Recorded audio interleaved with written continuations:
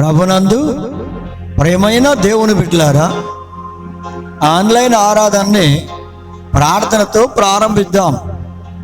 స్తోత్రం తండ్రి, పరిశుద్ధుడైన దేవుడవు, పరమ దేవుడవు నాయన, రాజులకు రాజువు, రానయున్న దేవుడవు యేసయ్యా, మీకు వందనాలు, స్తోత్రములు తండ్రి. నాయన, నీ బిడ్డలు మీ దివ్యమైన వాక్యం వినే గొప్ప భాగ్యాన్ని మీరు కలగజేశారు. ఈ భాగ్యాన్ని నీ బిడ్డలు తమ జీవితంలో విశ్వాసంతో పొందుకునే వారిగా సిద్ధం చేయండి. మీ వాక్యమును హృదయంలో చేర్చుకొని వాక్యానుసారంగా నడిచే గొప్ప కృపను బిడ్డలందరికీ దయచేయండి. ఏ హృదయానికి ఏ వాక్యము అవసరమో అట్టి వాక్యమును అనుగ్రహించండి. వారి వారి హృదయాల్ని బలపరచండి, స్థిరపరచండి. మీ వెలుగులో బిడ్డలు నడుచున్నట్లుగా సిద్ధం చేయండి. దుష్టునికి చోటు లేకుండా దూరపరచండి. ఈ కార్యక్రమం అంతా ప్రారంభం నుండి ముగింపు వరకు మీరే అధ్యక్షత వహించి నాయన, దీనదాసుడైన నన్ను వాడుకొని మీరు మహిమ పొందమని యేసయ్య పరిశుద్ధమైన నామమును బట్టి ప్రార్థించి వాడుకొనుచున్నాం తండ్రి, ఆమేన్. జెసికా ఒక పాట పాడి వినిపించిన తర్వాత వాక్యాన్ని విందాం.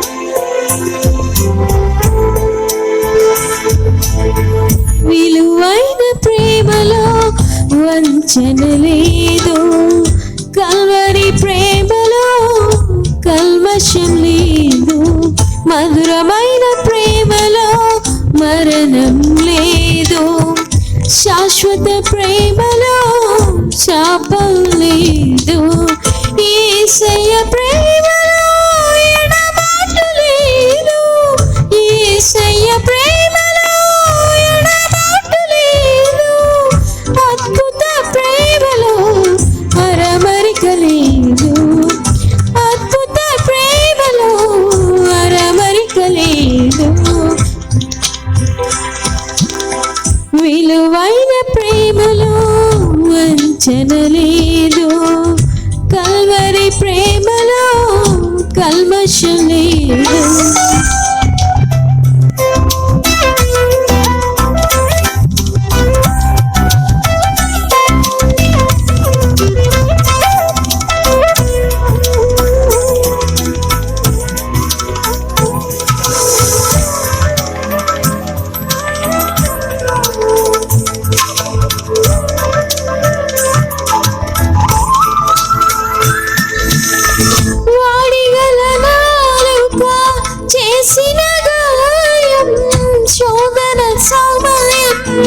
మిగిల్చిన భారం వాడిగల నాలుక చేసిన గాయం, శోధన సమయం మిగిల్చిన భారం అణచివేయబడెను ఆశ్చర్య ప్రేమలో, అణచివేయబడెను ఆశ్చర్య ప్రేమలో, నిలువ నీడ దొరికెను నిజమైన ప్రేమలో, నిలువ నీడ దొరికెను నిజమైన ప్రేమలో, విలువైన ప్రేమలో వంచన లేదు, కల్వరి ప్రేమలో కల్మషం లేదు, మధురమైన ప్రేమలో మరణము లేదు, శాశ్వత ప్రేమలో శాపం లేదు.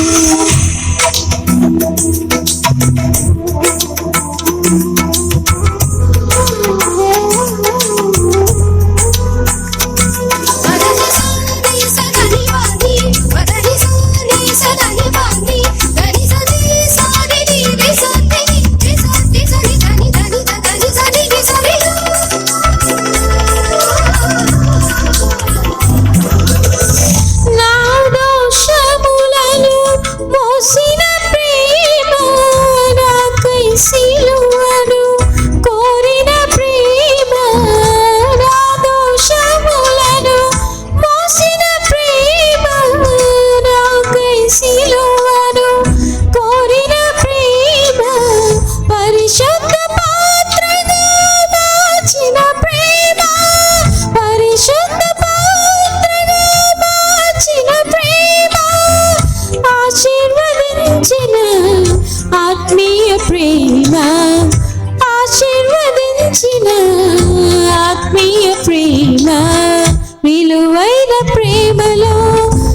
వంచన లేదు, కల్వరి ప్రేమలో కల్మషం లేదు, మధురమైన ప్రేమలో మరణము లేదు, శాశ్వత ప్రేమలో శాపం లేదు, యేసయ్య ప్రేమలో ఎడబాటు లేదు, యేసయ్య ప్రేమలో ఎడబాటు లేదు, అద్భుత ప్రేమలో అరమరిక లేదు, అద్భుత ప్రేమలో అరమరిక లేదు.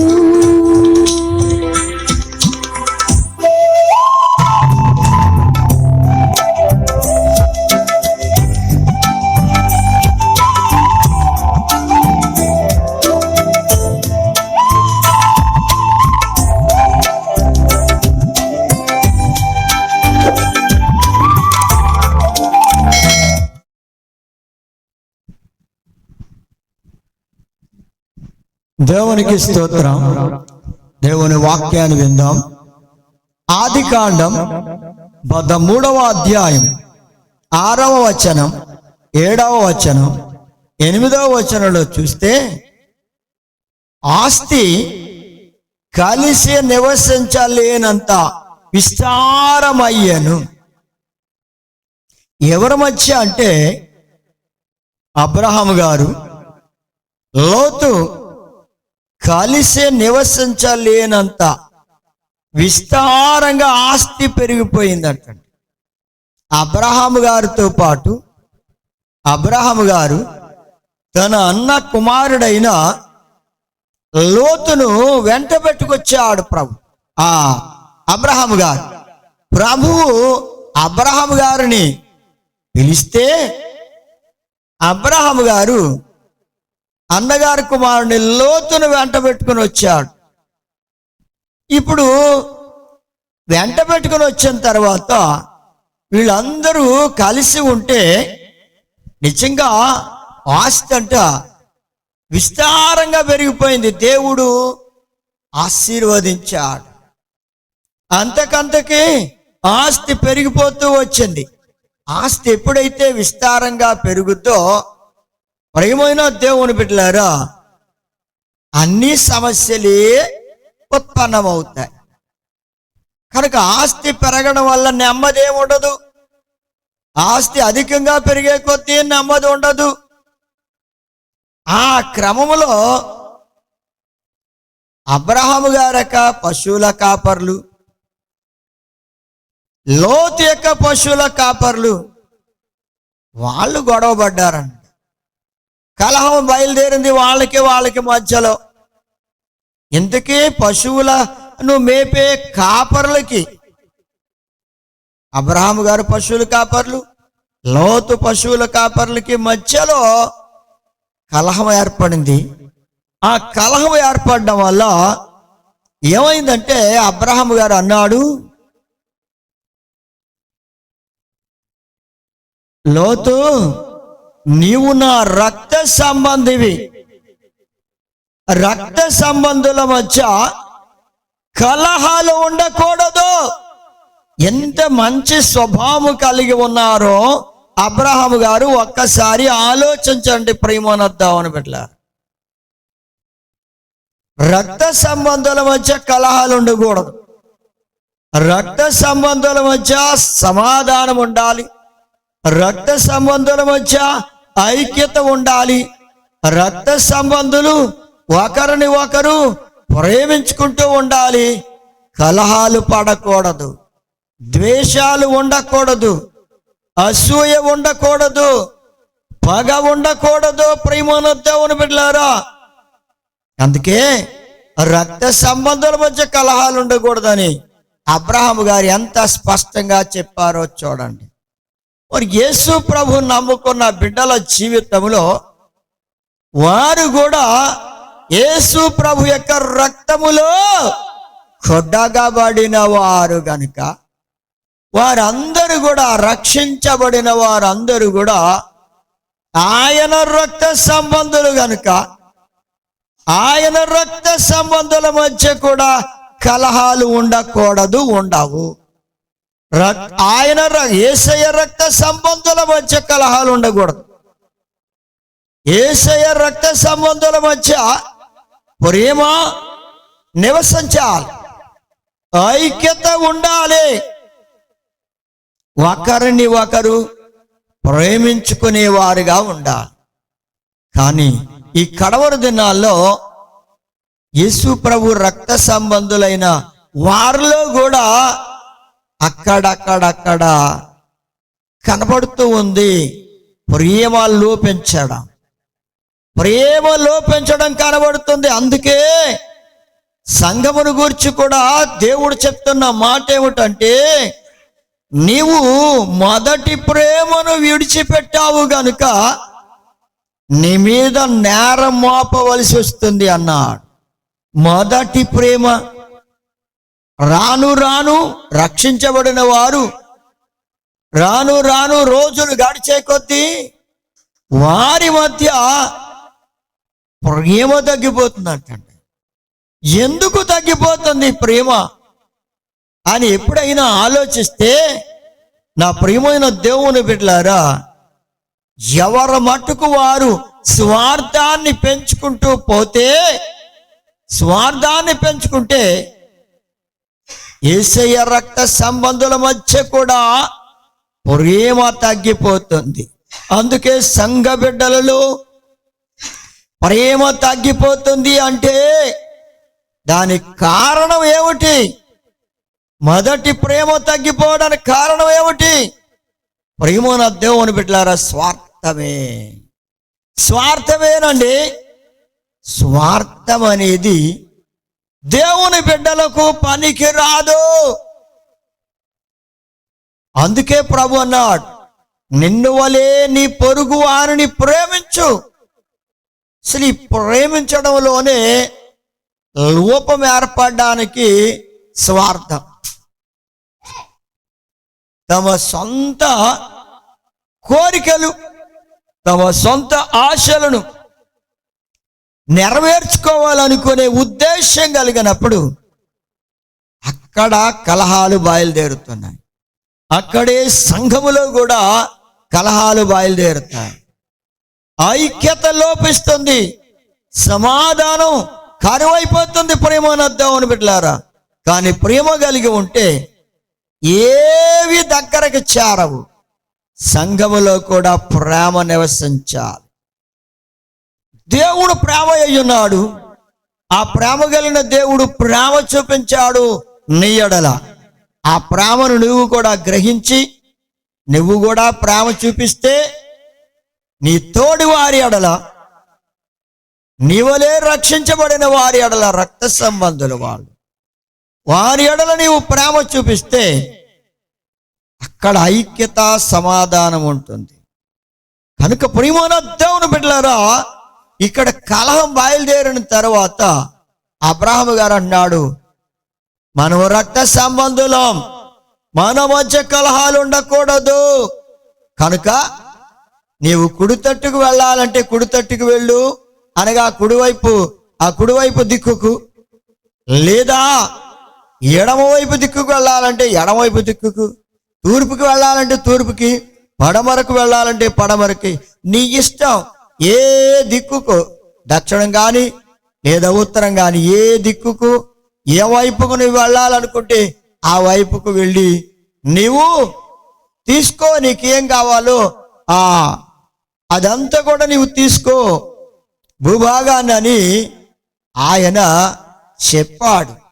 అబ్రహాము గారు చెప్తే లోతు చూడండి, ప్రియమైన దేవుని బిడ్డలారా, లోతులో స్వార్థం పెరిగిపోయింది. ఆ స్వార్థం ఆయనలో ఎప్పుడైతే బయలుదేరిందో వెంటనే ఆయన మంచి ఆఫర్ నాకు వచ్చింది, ఈ ఆఫర్ని విడిచిపెట్టకూడదు, ముందు నేను తీసేసుకుంటే, నేను కోరుకుంటే మిగిలిందే అబ్రహాము గారికి ఉంటుంది అని ముందు తీసుకోమని నాకు ఆయనే చెప్పాడు. కనుక నేను ముందు మంచివి ఏరుకుంటే బాగుంటుంది అనుకుని మంచివి సెలెక్ట్ చేసుకుంటున్నాడు. ఎలా సెలెక్ట్ చేసుకున్నా అంటే సొదొమ గొమొర్రా ప్రాంతాన్ని అది కోరుకున్నాడు అంటండి. ఆయన స్వార్థంతో సొదొమ గొమొర్రా ప్రాంతాన్ని కోరుకున్నాడు.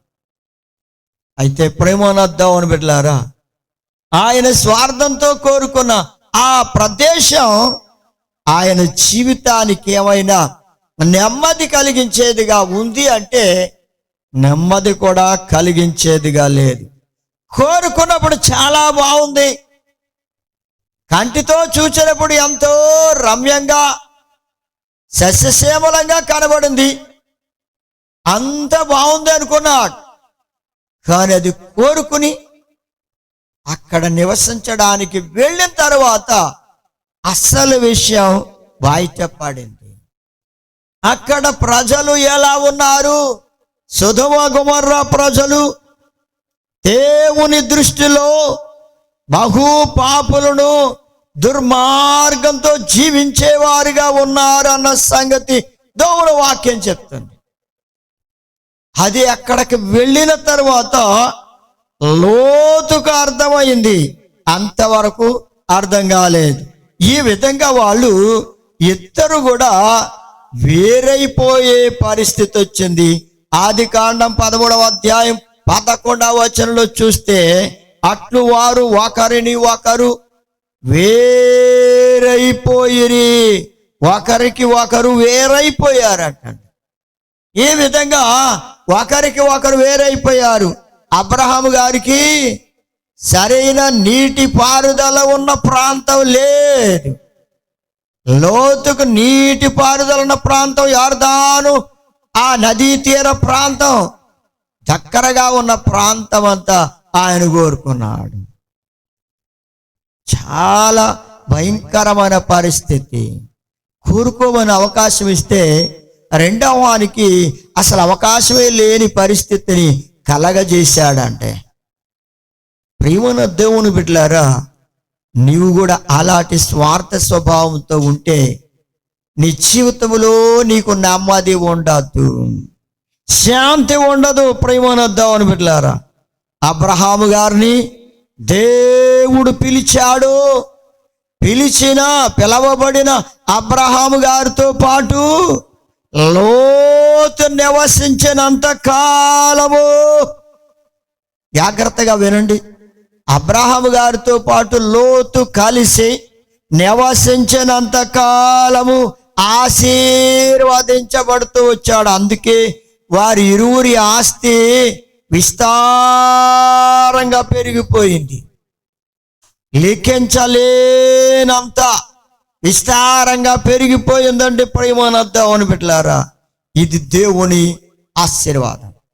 ఈ ఆశీర్వాదం ఎవరి ద్వారా వచ్చిందో అన్న సంగతి లోతు గ్రహించడం లేదు. లోతు స్వార్థంతోనే ఆలోచించుకున్నాడు తప్ప, ఇది అబ్రహాము గారి ద్వారానే నాకు కూడా ఈ ఆశీర్వాదం వచ్చింది, నేను ఆశీర్వదించబడడానికి కారణం అబ్రహాము గారి ద్వారానే ఈ ఆశీర్వాదం వచ్చింది, దేవుడు అబ్రహాము గారి ద్వారానే నన్ను ఆశీర్వదించాడన్న సంగతి గ్రహించలేకపోయాడు. అలా ప్రియమైన దేవుని బిడ్డలారా, ఈనాడు నీవు కూడా గ్రహించలేని స్థితిలో ఉన్నావేమో. ఈ ఆశీర్వాదాలు నీకు రావడానికి కారణం ఆ దేవుని వలన నీకు ఆశీర్వాదం కలిగిందన్న సంగతి మర్చిపోతున్నావేమో సోదరి సోదరుడా. లోతైతే మర్చిపోయాడంటే, దేవుని ఆశీర్వాదం అబ్రహాము గారి ద్వారా నాకు వచ్చింది, నేను ఆయనతో కలిసి నివసించినంత కాలము నన్ను దేవుడు ఆశీర్వదించాడని గ్రహించాడా అంటే గ్రహించలేదు. కానీ ఎలా పెరిగిందో అన్న సంగతి ఆయనకి అక్కర్లేదు. పెరిగిపోయింది ఆస్తి, ఆశీర్వదించబడిపోయాము అనుకుంటున్నాడు అంతే. కానీ ప్రియమైన దేవుని బిడ్డలారా, గ్రహించే మనసు అతనికి, చూచే కన్ను, వినే చెవి అతనికి రాలేదండి. ప్రియమైన దేవుని బిడ్డలారా, ఈనాడు కూడా మనుషులకు చూచే కన్ను, గ్రహించే హృదయం, వినే చెవులు అరుదైపోయినాయి. అవి తక్కువైపోయినాయి అంటే, అవి గనక ఏ వ్యక్తిలోనికి వస్తాయో ఆ వ్యక్తి ఎంతో ఆశీర్వదించబడతాడు. దేవుని వలన ఆశీర్వదించబడతాడు. ప్రియమైన దేవుని బిడ్డలారా, అందుకే అబ్రహాము గారితో చూడండి, పేతురు రాసిన మొదటి పత్రిక 3వ అధ్యాయం 9వ వచనంలో చూస్తే, మీరు ఆశీర్వాదమునకు వారసులవ్వాలని దేవుడు మిమ్మల్ని పిలిచాడు అని ఉంటుంది.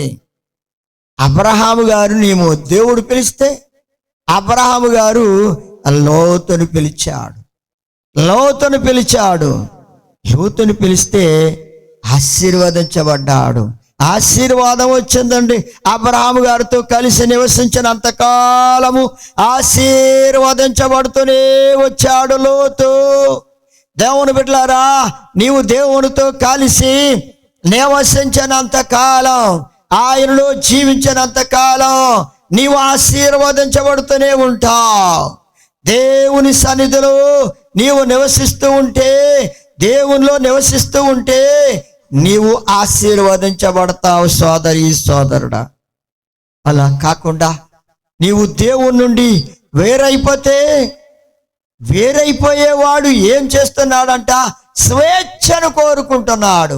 లెస్సైన జ్ఞానమునకు విరోధిగా మారిపోతున్నాడు. అలాగే లోతు కూడా స్వేచ్ఛను కోరుకున్నాడు. అబ్రహాము గారితో ఉన్నంత కాలం కూడా అనేకమైన ఆత్మ సంగతులను లోతు నేర్చుకున్నాడు. లోతు జీవితము ఆశీర్వాదకరంగా ఉంది. ఆయనని విడిచిపెట్టిన తర్వాత, అనగా వేరైపోవడం అంటే స్వేచ్ఛ కోరుకున్నాడు. అందుకే సొదొమ గొమొర్రా ప్రాంతాన్ని కోరుకున్నాడు, స్వేచ్ఛ. అసలు అక్కడ ప్రాంతం ఎలాంటిది, ఆ ప్రజలు ఎలాంటి వారు, అక్కడ నేను నివసించడానికి అనువుగా ఉంటుందా ఉండదా అని కూడా ఆలోచించలేదండి. దూరము నుండి కన్నులెత్తి చూచాడు. చాలా చక్కగా మంచిగా కనబడుతుంది, అదే నాకు కావాలని కోరుకున్నాడు. ప్రియమైన దేవుని బిడ్డలారా, పైకి ఎంత మంచిగా కనబడద్దో లోపల అంతరంగం ఎలా ఉందో నీవు గ్రహించలేని స్థితిలో ఉన్నావేమో సోదరి సోదరుడా. పైకి మనుషులు ఎంతో చక్కగా కనబడుతూ ఉండొచ్చు, కానీ వారి అంతరంగము యోగ్యమైందిగా లేదు. అలాంటి పరిస్థితిని నీవు గ్రహించాలి అంటే దేవుని సహాయం కావాలి. అందుకే లోతు గ్రహించలేకపోయాడండి.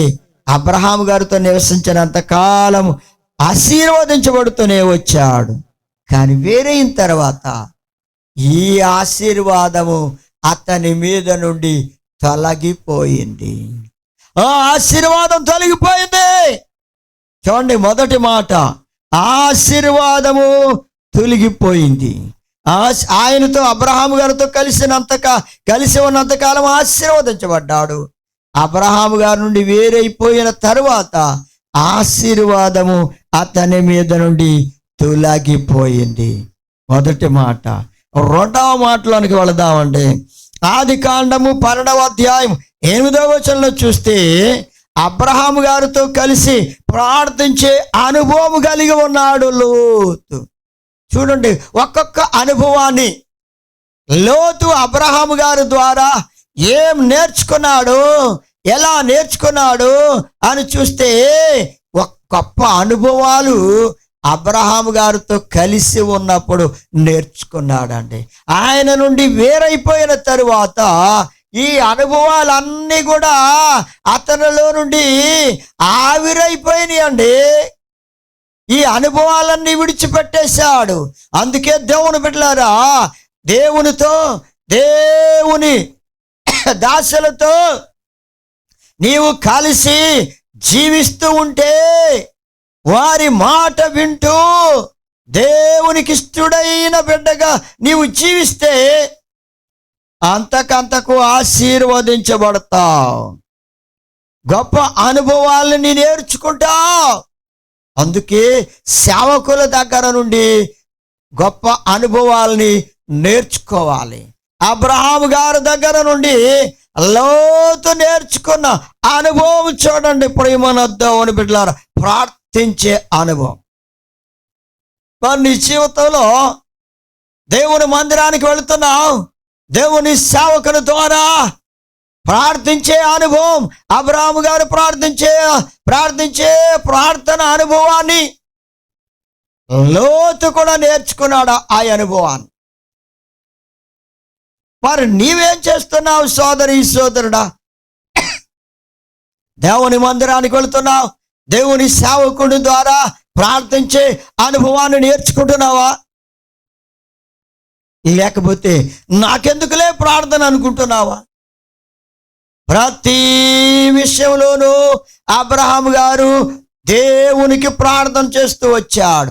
ఆయన బలిపీఠం కట్టి, చూడండి ప్రేమన దేవుని బిడ్డలారా, ఆదికాండం 12వ అధ్యాయం 8వ వచనంలో చూస్తే అబ్రహాము గారు బలిపీఠమును కట్టి దేవుని నామములో ప్రార్థన చేశాను. అబ్రహాము గారు బలిపీఠం కట్టడం, ప్రార్థన చేయడం. మరి నీవు నీ హృదయాన్ని ప్రభువులో కట్టుకొని ప్రార్థన చేయాలి. అబ్రహాము గారులా బలులు అర్పించినట్లుగా నీవు ప్రార్థన చేయాలి. ప్రేమనొద్దామని బిడ్డలారా, ఇలాంటి ప్రార్థన అనుభవము నీ జీవితంలోనికి వచ్చిందా? ఇంకా ప్రార్థనకు దూరంగా ఉంటున్నావా? ఎంతకాలం ప్రార్థన చేయకుండా దూరంగా ఉంటావు? లోతు అబ్రహాము గారితో కలిసి ఉన్నంత కాలం ప్రార్థించే అనుభవం నేర్చుకోవాలి. ప్రేమనొద్దామని బిడ్డలారా, ప్రార్థించే అనుభవాన్ని కలిగి ఉండాలి. అబ్రహాము గారి దగ్గర లోతు నేర్చుకోవడమే కాకుండా ఇంకా అనేక మంది అబ్రహాము గారిని చూచి అబ్రహాము గారు ఇలా ప్రార్థన చేస్తున్నారు, అలా నేర్చుకున్నారు. 318 మంది సేవకులు ఆయనకున్నారు. ఆ పనివారు కూడా అబ్రహాము గారు ప్రార్థన చేసినట్లే వారు కూడా ప్రార్థన చేయడం మొదలుపెట్టారు, నేర్చుకున్నారు. అలాగే ఎలియాజరు కూడా అబ్రహాము గారు చేసే ప్రార్థనను చూచి అలాంటి ప్రార్థన అనుభవాన్ని ఎలియాజరు అంటే మొదటి సేవకుడిగా లెక్కించబడుతున్నాడు. ప్రథమ సేవకుడిగా ఎలియాజరు అబ్రహాము గారి దగ్గర పెరుగుతూ ఉన్న సేవకుడు, పనివాడు. అతను కూడా ప్రార్థన నేర్చుకున్నాడు అబ్రహాము గారి ద్వారా. అలాంటి అనుభవం నా ప్రియమైన దేవుని బిడ్డలారా, దేవుని సేవకులు ప్రార్థించే అనుభవాన్ని నేర్పేవారుగా ఉండాలి. కనుక వారిని చూచినప్పుడు, సేవకులను చూచినప్పుడు ప్రార్థించే అనుభవం వారి నుండి మీరు నేర్చుకోవాలి సోదరుడా. ఇదిగో లోతు కూడా అలాగే నేర్చుకున్నాడు. అతని ప్రతి అవసరం కోసం దేవునిని అడిగి పొందుకోవడానికి ప్రార్థన చేసేవాడు. ఇలాంటి అనుభవం కలిగినాడు అబ్రహాము గారితో కలిసి ఉన్నంత కాలం. కానీ అబ్రహాము గారితో కలిసి నివసించడం ఎప్పుడైతే వేరైపోయాడు, దూరం అయిపోయాడు అబ్రహాము గారికి, ఇప్పుడు ప్రార్థించే అనుభవం కూడా లేదు. ఏమైంది అంటే ప్రార్థన చేయడం మానివేసి లోక సంబంధంగా మర్యాదలు, గొప్పతనాలు, గౌరవాలు తాను పొందాలని కోరుకుంటూ లోక సంబంధంగా జీవించడానికి ప్రారంభించాడంటే అలాంటి వ్యక్తికి ప్రార్థన లోపం వచ్చింది. ప్రార్థించే అనుభవం అతనిలో తొలగిపోయింది. ఎలా తొలగిపోయిందంటే ఈయన ఆదికాండం 19వ అధ్యాయంలో చూస్తే ఊరి మొదటిలో గవిని దగ్గర ఊరి మొదట్లో ఆయన పెద్దలతో కూర్చోవడం మొదలు పెట్టాడండి. ఇంకక్కడ కూర్చుని పెద్దలతో గొప్పవారితో మాట్లాడడం మొదలు పెడితే ఇక సమయం ఎక్కడి నుంచి వస్తుందండి?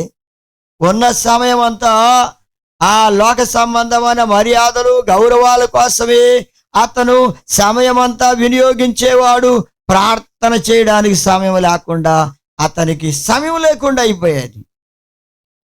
లోక గొప్పతనాలు గౌరవాలు కోరుకున్నాడండి. పెద్దవారితో పెద్ద మనుషులతో కూర్చుని ఊరి మొదట్లో కూర్చోవడం నేర్చుకున్నాడు. ఏది ప్రార్థన? లోక సంబంధంగా జీవించగోరిన ఏ వ్యక్తికైనా ప్రార్థన అనుభవము తొలగిపోద్దండి. అబ్రహాము గారితో కలిసి ఉన్నంతకాలం గొప్ప ప్రార్థన అనుభవాన్ని పొందుకున్నాడు లోతు. ఒకవేళ నీవు కూడా లోక సంబంధమైన కార్యాల్లోనికి చొరబడిపోయావేమో సోదరుడా, సోదరి, అలా అయితే నీలో ప్రార్థన అనుభవం తగ్గిపోతుంది, ప్రార్థన అనుభవం లోపిస్తుంది. సొదొమ గొమొర్రా వెళ్ళిన తర్వాత ఇతనికి ప్రార్థన లేదు. అతనికి లేదు అంటే తన కుటుంబానికి ఏమి నేర్పిస్తాడు? అందుకే కుటుంబంలో ఉన్న భార్య పిల్లలకు కూడా ప్రార్థన అనుభవం లేదు. అబ్రాహాము గారితో కలిసి ఉన్నంత కాలం ఇంత ప్రార్థన అనుభవం కలిగి ఉన్నాడండి. ఇప్పుడైతే ప్రార్థన అనుభవం లేదు, ప్రార్థన అనుభవం తొలగిపోయింది. ప్రార్థన చేయడం మానేశాడు. ఎందుకు ప్రార్థన చేయడం అనుకున్నాడు? కారణం లోకము లోకస్తులతో కలిసిపోయాడు. గొప్పతనాలు కోరుతున్నాడు, గౌరవాన్ని కోరుతున్నాడు, మర్యాదలు కోరుకుంటున్నాడు, తను అందరూ పొగడాలనుకుంటున్నాడు. కానీ ఆ మహాప్రభుని నేను పొగడాలి, ఆయనను గణపరచాలి, మహాదేవుణ్ణి స్తుతించాలి, ఆయన గౌరవించాలి అన్నది మర్చిపోయాడండి. అదే స్వార్థం బయలుదేరిపోయింది కదండి. అయితే ప్రియమైన దేవుని బిడ్డలారా, మూడవ అనుభవంలోనికి వెళదాం. ప్రియమైన దేవుని బిడ్డలారా, చూడండి, అబ్రహాము గారితో కలిసి దేవుని యందు విశ్వాసం ఉంచి నీతిమంతుడిగా జీవించేవాడుగా ఉన్నాడు. లోతు అబ్రహాము గారితో కలిసి దేవుని యందు విశ్వాసం ఉంచాడు, అందుకే నీతిమంతుడిగా జీవించాడండి. ఎంత మార్పో చూడండి. అబ్రహాము గారితో కలిసి ఉన్నంత కాలం అదే అంటున్నాడు దేవుని వాక్యములో.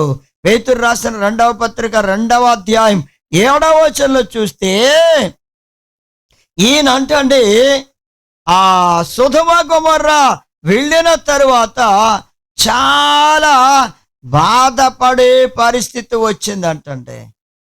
చాలా బాధపడే పరిస్థితి. ఎంత భయంకరమైన పరిస్థితో చూడండి. పేతురు రాసిన 2వ పత్రిక 2వ అధ్యాయం 7వ వచనంలో చూస్తే, దుర్మార్గుల కామ వికారమైన నడవడి చేత బహు బాధపడిన నీతిమంతుడగు లోతును తప్పించనుంది. అక్కడ నిజంగా లోతు నీతిమంతుడిగానే జీవించాడు అబ్రహాము గారితో కలిసి నివసించినంత కాలం. కానీ ఇక్కడికి సొదొమ గొమొర్రా ప్రాంతానికి వెళ్ళిన తర్వాత ఆయన నీతిమంతుడిగా ఉండాలని కోరుకుంటూ ఉన్నా కానీ అక్కడ జరిగే పరిస్థితులు, అక్కడ ఉన్న ఆ పరిస్థితులన్నిటికీ ఈయన వాళ్ళ నడవడికి, ఆ ప్రజల యొక్క నడవడికి కామ వికారమైన పరిస్థితులు వాళ్ళల్లో కనబడుతుంటే, దుర్మార్గపు పనులు, వారిని చూచి బాధపడుతూ ఉన్నాడంటే నీతిమంతుడైన లోతు. నిజంగా ప్రియమైన దేవుని బిడ్డలారా, అబ్రహాము గారితో కలిసి ఉన్నంత కాలం ఆయన విశ్వాసం కలిగి ఉన్నాడు దేవుని యందు. ఇక్కడ విశ్వాసం తగ్గిపోయింది. సొదొమ గొమొర్రాలో నివసించడం మొదలుపెట్టిన తర్వాత అబ్రహాము గారితో కలిసి ఉన్నప్పుడు ఉన్నంత విశ్వాసం లేదు, తగ్గిపోయింది. లోకం వైపు చూడడం మొదలుపెట్టాడు, దేవుని వైపు చూడడం మానివేశాడు, దేవుని యందు విశ్వాసం ఉంచడం మానివేశాడు. అందుకే అతని జీవితంలోనంటండి నీతిమంతుడిగా ఉన్నవాడు నీతిమంతుడిగా జీవించడానికి ఎంతో శ్రమ పడాల్సిన పరిస్థితి అతనికి వచ్చింది. చాలా బాధపడుతూ వచ్చాడంటండి. క్షణం కూడా అతని మనసు నొప్పించబడుతుంది, బాధపడుతూనే వచ్చాడు. వారు చేసే పనులు అతన్ని ఎంతో దుఃఖపెడుతూనే వచ్చాయి. కానీ అబ్రహాము గారితో కలిసి ఉన్నంత కాలం నీతిమంతుడిగా జీవించినప్పుడు సంతోషంతో జీవించాడు. ఇక్కడ సంతోషం లేదు, ఆనందం లేదు, ఎంతో బాధపడుతున్నాడండి. ఎవరికి చెప్పుకోలేని పరిస్థితి వచ్చింది అతనికి. ఎవరికి చెప్పుకోలేకపోతున్నాడు. కోరుకున్నది నేనే గనుక నేనిక అబ్రహాము గారితోటి చెప్పలేను, ఎవరితోటి చెప్పలేనని చెప్పుకోలేకపోతున్నాడు. తనలో తాను చాలా బాధ అనుభవిస్తూనే ఉన్నాడు. అలాంటి వానికి నెమ్మది లేదండి. లోతుకు నెమ్మది లేదు, లోతుకు శాంతి లేదు, లోతుకి సమాధానం లేదు, కుటుంబంలోనే లేదు. భార్య పిల్లల మధ్య అతనికి సమాధానం లేదు. పైకి ఎంతో చక్కగా ఇతర ప్రాంతాల నుంచి వచ్చాడు లోతు, చాలా మంచివారండి అని చెప్పుకునేలా పైకి మంచివారిగా కనబడుతున్నారు, కానీ కుటుంబంలో సమాధానం లేదు, నలుగురు మధ్య సమాధానం లేదు. కానీ పైకి ఎవరన్నా వస్తే వాళ్ళందరితో ఒకటే మాటలా కనబడుతున్నారంటే, వా ఎక్కడ ఏమీ లోపం లేనట్లుగానే వాళ్ళు ఒకే మాటలా మాట్లాడుతున్నారు. అందరిది ఒకే భావంలా, ఒకే స్వభావంలా, ఒకే అనగా ఏక మనసు కలిగిన వారిలా, ఐక్యత కలిగిన వారిలా కనబడుతున్నారు. కానీ ఐక్యత లేదు కుటుంబంలో. అసలు ప్రార్థనే లేదండి, ప్రార్థనే లేదు వారి కుటుంబంలో. అందరూ ఏమనుకుంటారు, ఈ కొత్త ప్రాంతంలో ప్రార్థన చేస్తే వాళ్ళు హేళన చేస్తారేమో, ఏమనుకుంటారు అని అసలు ప్రార్థనే చేయడం లేదు. ప్రార్థన లేని పరిస్థితి అంటే ఎంత దిగజారిపోయిన పరిస్థితి వారిలో కనబడుతుందో చూడండి. పైకి అందరినీ చక్కగా మెప్పిస్తున్నారు, ఒప్పించేలా మాట్లాడుతున్నారు. ఇలాంటిది ఒక కళ, వాళ్ళలో ఇది ఒక కళ ఏమో అనుకుంటున్నాను నేను. నా ప్రియమైన దేవుని బిడ్డలారా, ఇది అందరికీ సాధ్యం కాదు. కోపం వస్తే బయట పడేస్తారు, కోపం బయటికి కనబడిపోద్ది కొందరిలో, ఎక్కువ మందిలో. కానీ ఇలాంటి వారు అరుదుగా ఉంటారు. వాళ్ళల్లో కోపం వచ్చినా బయటికి కనబడకుండా చేస్తున్నారు. ఎవరైనా వస్తే, ఎదుటివారు వస్తే వాళ్ళ మధ్య మాత్రం కోపతాప ద్వేషాలు అసూయలు ఉన్నాయి. కానీ అవి బయట వారు ఎవరైనా వస్తే అసలు ఏమీ లేనట్టు అసలు కనబడివ్వడం లేదు. ఇది పైకి భక్తి కలిగిన జీవితమే. ఇది ఇంకా వేషధారణ జీవితం అండి. నటించేస్తున్నారు వాళ్ళు. అబ్రహాము గారితో కలిసి ఉన్నప్పుడు ఎంత సంతోషంగా ఆనందంగా ఆ కుటుంబం అంతా కలిసిమెలిసి ఉండి సంతోషంగా ఉంది, ప్రార్థించేవారుగా ఉన్నారు, ఐక్యత కలిగి. ఇప్పుడు అలాంటిది లేదండి, లేదండి. అంతా వేషధారణే, పైకి నటించేయడమే అన్నమాట. నటించేయడమేనండి. అలా ఉంది వాళ్ళ పరిస్థితి. ప్రేమనొద్దామని బిడ్డలారా, అయితే ఇక చూడండి ప్రేమనొద్దామని బిడ్డలారా, 4వ అంశంలోనికి వెళదాం. అబ్రహాము గారితో కలిసి దేవుని యందు భయభక్తులు కలిగి ఉండేవాడండి లోతు. అంటే దేవుని యందు భయభక్తులు కలిగి ఉన్నాడు. దేవుని యందు భయభక్తులు కలిగి ఉన్న వారికి ఏ మేలు కొదువై ఉండదు, ఏ మేలు కొదువై ఉండదండి. యెహోవా యందు భయభక్తులు కలిగి ఆయన త్రోవల్లో నడిచేవారందరూ ధన్యులు. కానీ ఇప్పుడు లోతు అబ్రహాము గారితో కలిసి ఉన్నంతకాలం ధన్యుడిగానే జీవించాడండి, ధన్యుడిగానే అందరికీ కనబడ్డాడు. నిజంగా ధన్యుడే.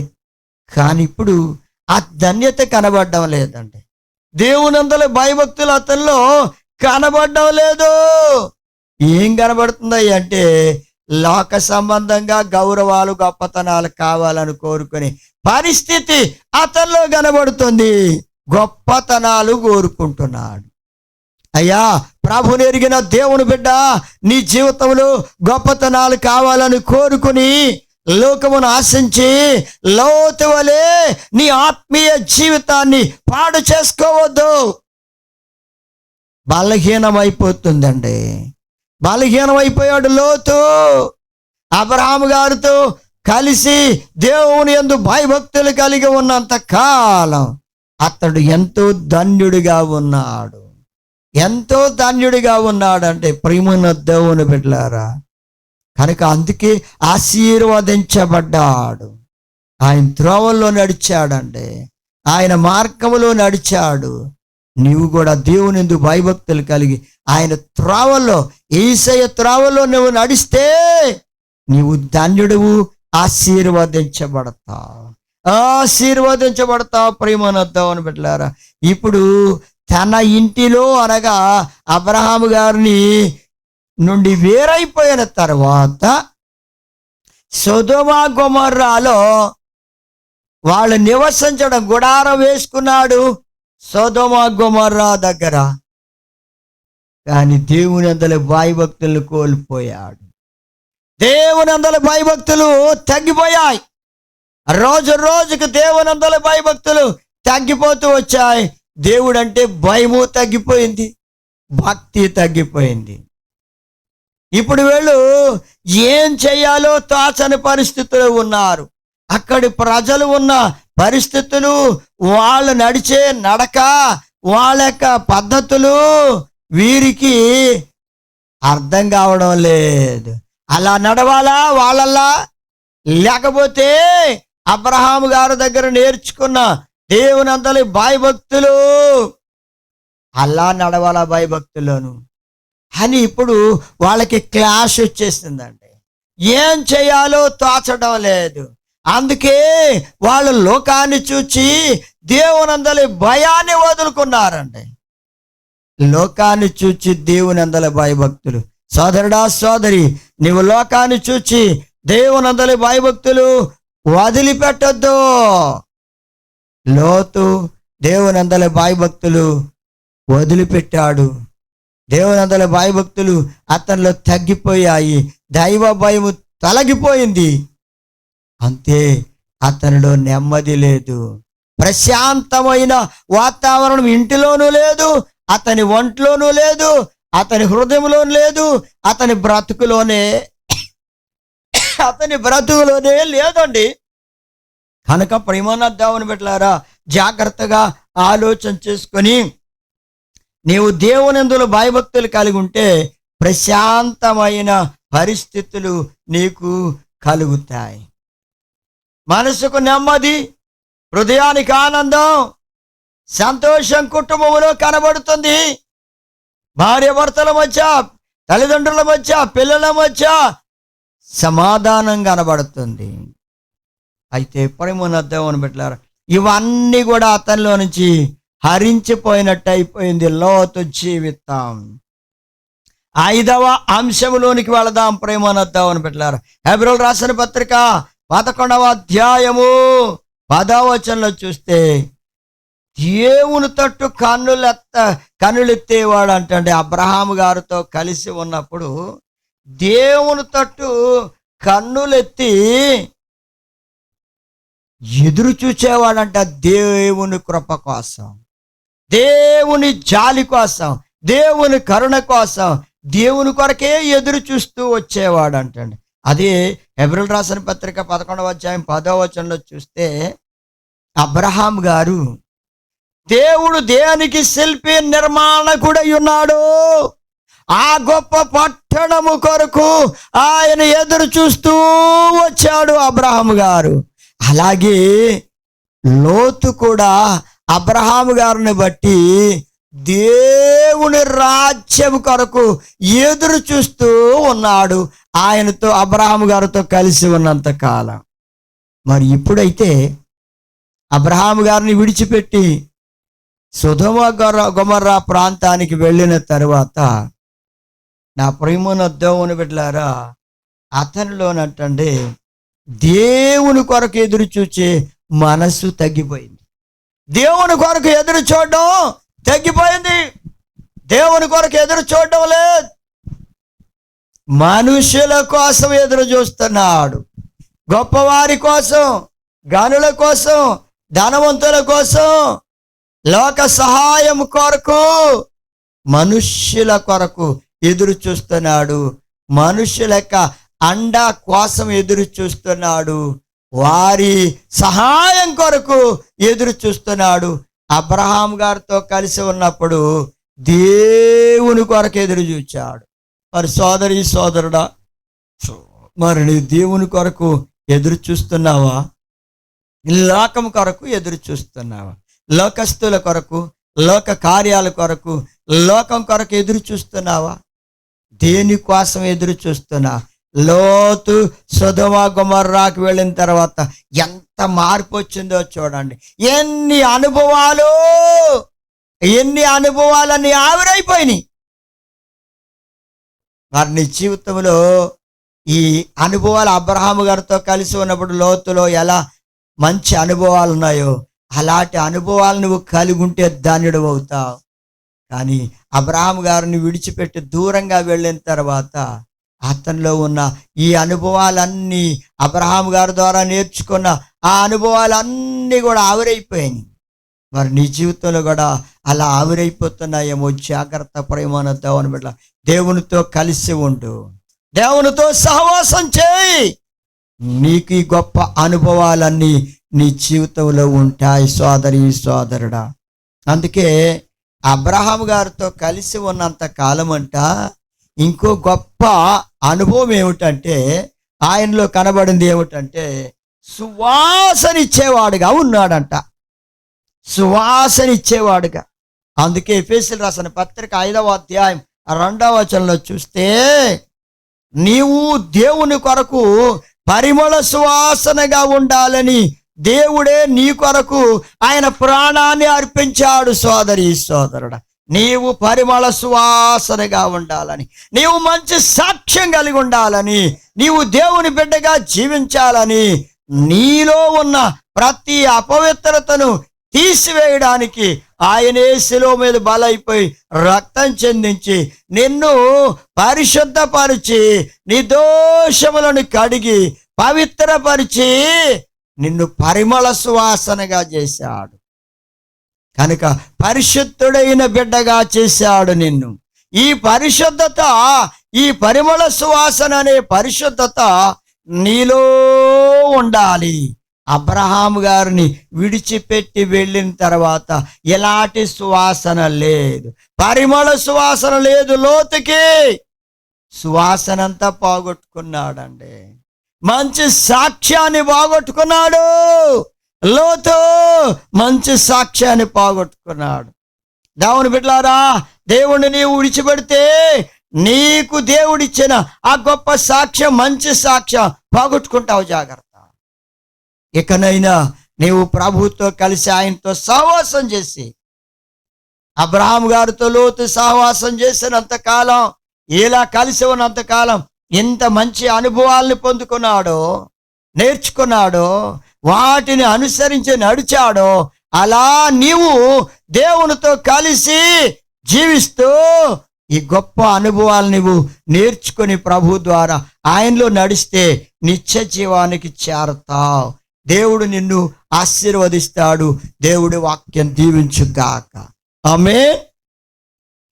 ప్రేమైన దేవుని బిడ్డలారా, ప్రార్థన చేద్దాం. స్తోత్రం తండ్రి, పరిశుద్ధుడు పరిశుద్ధుడు పరిశుద్ధుడైన దేవుడు నాయన, మీ మహాప్రేమను బట్టి, వాత్సల్యతను బట్టి నీ బిడ్డలు ఈ వాక్యమును వినడానికి కృప చూపారు నాయన. విన్న వాక్యం వారి హృదయాల్లో ఫలింపచేయండి. వాక్యానుసారమైన జీవితాలు దయచేయండి. అబ్రహాము గారితో లోతు కలిసి ఉన్నంత కాలం గొప్ప గొప్ప అనుభవాలని పొందుకున్నాడు ప్రభువా. అలాంటి అనుభవాల్ని నాయన మీతో కలిసి నివసించి నీ బిడ్డలు మీతో సహవాసం చేసి నేర్చుకుని ఆత్మ అనుభవాల బిడ్డలకు నేర్పించి మహిమ పొందండి. బిడ్డల కుటుంబాలని దీవించండి, వారి కుటుంబాలని ఆశీర్వదించండి, రక్షించండి ప్రభువా. రక్షణ మార్గములో నడిపించండి. రక్షించబడిన బిడ్డలను బలపరచండి, స్థిరపరచండి. బిడ్డల కుటుంబాలని ఆశీర్వదించండి. అలాగే దేశాన్ని, దేశ నాయకుల్ని, రాష్ట్రాన్ని, రాష్ట్ర నాయకుల్ని, గ్రామాన్ని, గ్రామ నాయకుల్ని ఆశీర్వదించండి. దేశంలో శాంతి సమాధానాలు దయచేయండి. వైరస్ను పూర్తిగా దూరం చేయండి ప్రభువా. మీ గొప్ప నామానికి మహిమ ఘనత ప్రభావాలు తెచ్చుకోనమని యేసయ్య పరిశుద్ధ నామమును బట్టి ప్రార్థించి వాడుకొనుచున్నాము తండ్రి, ఆమేన్. మన తండ్రి అయిన దేవుని ప్రేమ, ప్రభు అయిన యేసుక్రీస్తు వారి కృప, పరిశుద్ధాత్మ సహవాస బిడ్డలందరికీ సదాకాలం తోడై నాడిపించునుగా. ఆమేన్.